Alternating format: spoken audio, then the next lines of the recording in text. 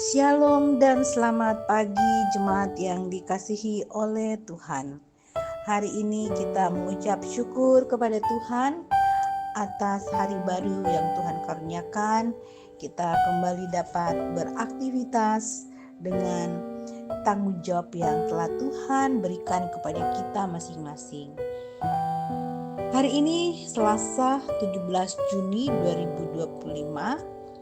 Kita akan dituntun oleh firman Tuhan untuk melakukan kegiatan kita.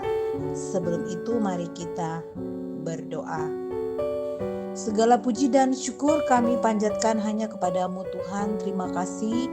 Sungguh luar biasa kebaikan Tuhan yang selalu bersama dengan kami. Kami akan melaksanakan segala aktivitas kami hari ini ya Tuhan. Firman Tuhan akan menuntun dan menyertai kami. Kami telah siap mendengarkan firman-Mu.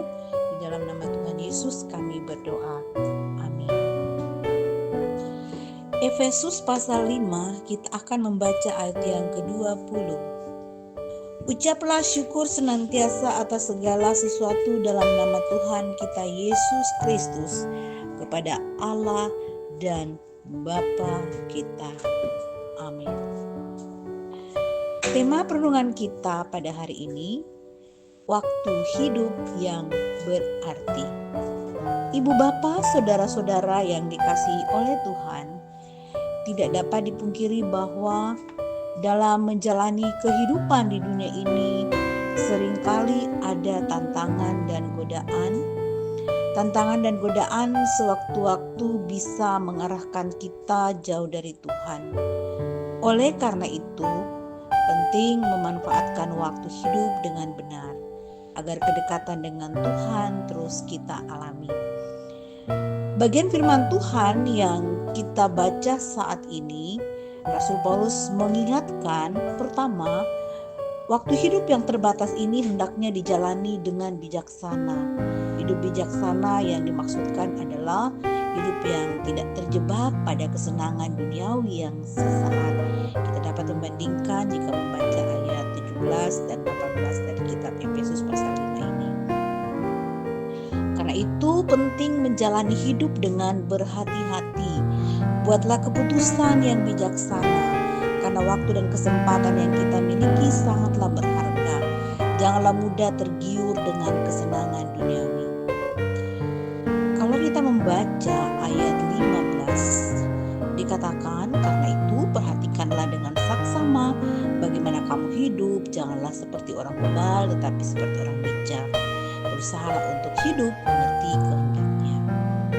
Lalu hal yang kedua yang firman Tuhan mau mengingatkan kita dalam bacaan hari ini, hidup yang dituntun oleh Roh Kudus, yaitu bisa kita bandingkan ayat 18 dan 19. Betapa penting Roh Kudus memimpin dan menguasai hidup kita melalui ketekunan berdoa, memuji dan membaca firman Tuhan, sehingga kita mampu mengendalikan diri kita untuk hidup sesuai kehendak Tuhan. Dan hal yang ketiga yang diingatkan dari firman Tuhan pada pagi hari ini adalah bersyukur di setiap kondisi hidup, yaitu pembacaan kita tadi ya di ayat 20. Sebab dengan bersyukur kita mengakui kehadiran Allah dalam hidup kita. Bersyukur yang tidak hanya dalam kondisi yang menyenangkan, akan tetapi dalam segala hal. Tuhan selalu hadir dan bekerja dalam segala kondisi kita. Sebab itu marilah memastikan bahwa waktu hidup yang Tuhan anugerahkan kepada kita telah kita gunakan dengan baik sesuai dengan rancangannya. Roh Kudus memimpin hidup kita. Amin. Mari kita berdoa. Ya Tuhan, kami sungguh mengucap syukur. Ungkapan syukur sungguh memampukan kami untuk dapat dikuatkan dalam setiap kondisi apapun yang kami alami. Apakah itu menyenangkan atau tidak menyenangkan. Dan itu Bapa di sorga, kami mohon Tuhan akan selalu menyertai seluruh jemaat sehingga menjalani hidup ini dengan ungkapan syukur di dalam Tuhan.